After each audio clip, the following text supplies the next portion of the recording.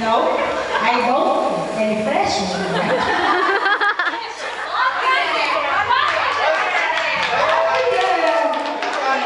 Okay, take your charge. Okay, your judge, Miss Vijeta. So, good evening. So, here's your question. What is the role of your family in your participation in this contest? My family is so important to me because they was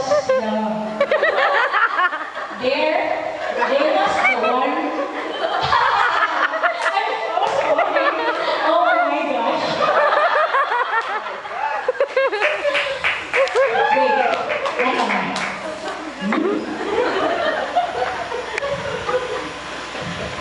I'm so sorry, guys, because I'm only 18 years old, and this is my first pageant ever. I'm so sorry.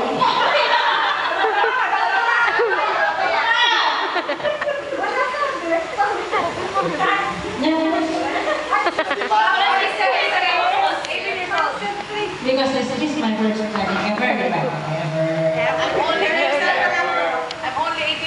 I'm only 18 years old, but I did not expect that I came from one of the top 10. But I told you that my family is the most important persons in my life.